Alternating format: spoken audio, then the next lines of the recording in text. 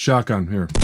Got some breaking news. Never really did anything like this before because there was never anything that I saw in the music world that I needed to say something about. But one of my favorite all-time bands, Dream Theater, progressive metal icons. For those of you who don't know, think Rush plus Metallica.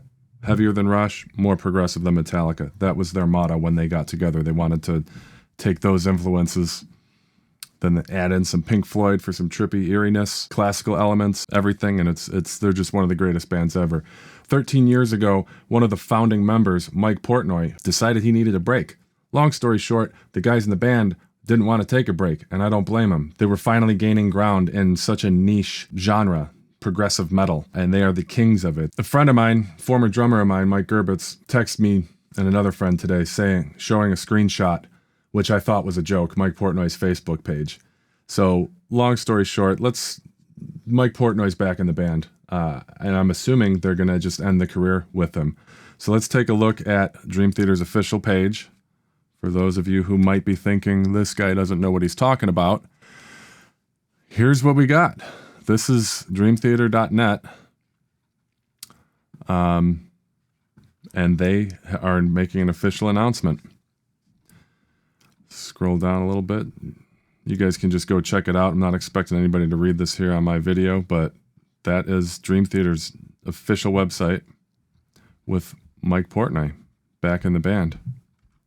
Here's some other sources. Here's Revolver, another reputable music news site. Dream Theater reunite with drummer Mike Portnoy. Basically just the same thing that they just copied from Dream Theater's website. And here's blabbermouth.net. Same picture, all just copy-pasted from the Dream Theater's website. And one more, Loudwire, another reputable music source. I'm absolutely thrilled, man. I love Mike Mangini. I think he's probably one of, if not the best drummers alive from a technical standpoint. But my problem with him in the band is that you got the human guitar machine, Mr. John Petrucci here. I love the guy. He's a monster, but he's very metronomic, just so clean, so precise. The one thing he can't do, and feel free to blow up my comments and talk shit to me, the one thing Petrucci cannot do is groove. You have him play a Dimebag Darrell guitar riff, and it would just be rigid to the grid, and it would lose all of its grooving power. Add in Mike Mangini, the human drum machine, and then you just have a band who's like technically more capable than anybody else out there, and I didn't really care for anything that they did. The first album I liked, the second album I liked. Everything else thereafter I really didn't care for. Nothing struck me. Yes, I'm a self-proclaimed Portnoy fanboy to the extreme. He's the biggest reason why I was like, I have to go to Rock and Roll Fantasy Camp. Zakk Wylde, Marty Friedman, Mike Portnoy. He was the cherry, like not the cherry on top, but he was the whole freaking sundae. So I'm like, I literally almost cried. Like I just was like, I'm doing stuff around the house today, and I'm like, I don't even know what to do with myself, man. I almost can't even believe it. But it's for real. It's absolutely for real, and I'm ecstatic.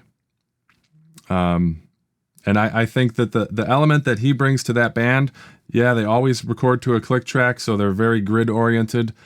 But he was like John Bonham, man. He would just kind of swell and play with feel, you know? He had stage presence. Who the frick stands up and makes, does all these goofy things? It's not like just for show, but it's this energy, man. That guy brought energy to the band, man. And he's back with the band. I'm so freaking excited, man. Lyrical contributions, background vocals, man. They lost 50% of their background vocal capabilities when he left the band, Hopefully for his sake, in his 13 years without Dream Theater, hopefully he's learned what was, just to my understanding, reading articles, never having anything but just hearsay. Hopefully he learned that he was a little too controlling. It was bad for him, good for the band. Like, he did all the set lists. He kept track of every time they played whatever song in any city all the time, and he kept a record of that. A lot more things he did too, but hopefully he's learned to kind of spread and share the load. you know, the band has gone on without him, so maybe there's other contributing members or parts of the Dream Theater team beyond the 5 guys in the band that have shared the load. So, you know, hopefully he doesn't have to feel like he's needing to overwhelm himself so much. That's all I got. If